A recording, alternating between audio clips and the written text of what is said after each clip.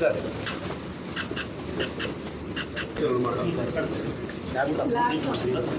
ఆంధ్రప్రదేశ్ రాష్ట్రాన్ని anti narcotic ఆంధ్రప్రదేశ్గా మార్చాలనేటువంటి ప్రభుత్వమైన దృఢ సంకల్పం ఆనరబుల్ చీఫ్ మినిస్టర్ గారు అలాగే ఆనరబుల్ హోమ్ మినిస్టర్ గారు వారు గట్టిగా నిర్ణయించి వారు ఇచ్చిన ఆదేశాల ప్రకారం మన గౌరవ రాష్ట్ర డీజీపీ శ్రీ ద్వారకా తిరుమలరావు సార్ ఆదేశాల మేరకు విజయవాడ సిటీలో మన గౌరవ సిపి గారు రాజశేఖర్ బాబు గారు యాంటీ నార్కోటిక్ సెల్ అనేటువంటి ఒక విభాగాన్ని ఏర్పాటు చేయడం జరిగింది.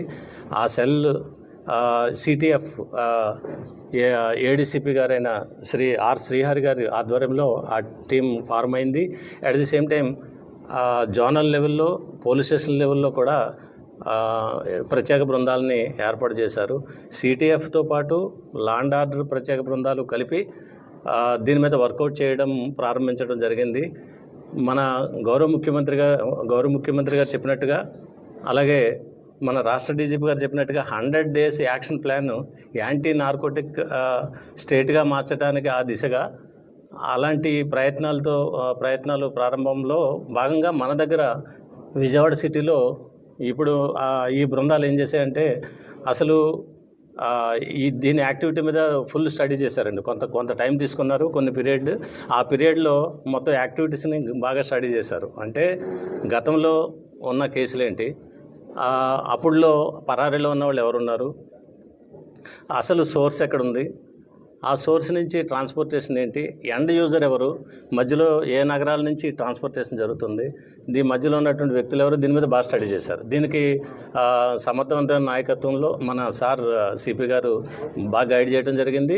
లా అండ్ ఆర్డర్ పోలీస్తో పాటు స్పెషలైజ్డ్ వింగ్ అయినటువంటి మన టాస్క్ ఫోర్స్ కూడా బాగా కష్టపడి దీనికి చాలా సమాచారాన్ని గ్యాదర్ చేశారు. మొట్టమొదటిగా ఏం చేశారంటే పరారీలో ఉన్నటువంటి ఒక కీలక వ్యక్తిని పట్టుకున్నారు, ఇంట్రాగేషన్ చేశారు. వాళ్ళ ద్వారా ఆ లింకులన్నీ బ్రేక్ చేసి మన దగ్గర సిటీలో ఉన్నటువంటి మాచవరం, తర్వాత సూర్యారావుపేట, భవానీపురం, కృష్ణలంక ఈ పోలీస్ స్టేషన్లో ఉన్నటువంటి 15 మంది కేసుల్లో ఉన్నటువంటి కీలకంగా ఉండే 15 వ్యక్తులను పట్టుకుని మన దగ్గర ఇంచుమించు ఆల్మోస్ట్ 90.5 kgs గాంజాని స్వాధీనపరుచుకున్నారు. ఆ వ్యక్తులని ఆ కీలకమైన వ్యక్తితో పాటు అరెస్ట్ చేసి వీళ్ళందరి మీద చర్యలు పటిష్టంగా తీసుకోవడం జరుగుతుంది. ఈ సందర్భంగా మన సిపి గారు ఏం చేశారంటే దీనికి ఒక వాట్సాప్ నెంబర్ ఒకటి అండ్ మెయిల్ ఐడి కూడా ప్రజలకి మీ ద్వారా మీడియా మిత్రుల ద్వారా ఇచ్చి సమాచారాన్ని బాగా నేరుగా తీసుకోగలిగితే దాన్ని కొంచెం బాగా వర్కౌట్ చేసి బేస్ లెవెల్లో దాని ఇన్ఫర్మేషన్ అంతా తీసుకొని పటిష్టంగా దీన్ని అమలు జరపాలి. ఈ యాంటీ నార్కోటిక్ సెల్స్ టీమ్స్ కూడా యాక్టివ్గా పనిచేయడానికి సమాచారం కూడా చాలా ఇంపార్టెంట్ కాబట్టి దాన్ని ప్రజలతో కూడా మమేకమై పనిచేయాలనేటువంటి ఆస్పెక్ట్లో పనిచేయడం జరుగుతుంది. అందులో భాగంగా మంచి కృషి జరిగింది. సో దానివల్ల ఇప్పుడు ఈ ముద్దలందరి మీద యాక్షన్ తీసుకోబడింది. ఈ రాబోయే రోజుల్లో కూడా మనం ఇంకా గట్టిగా ఈ దిశగా మరిన్ని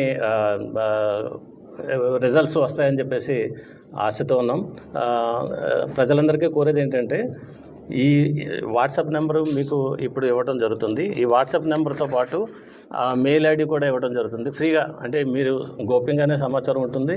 దయచేసి షేర్ చేసుకోగలిగితే మీతో మమేకమై మేము పనిచేయగలిగితే మంచి రిజల్ట్స్ వస్తాయని మేము ప్రగాఢంగా నమ్ముతున్నాం.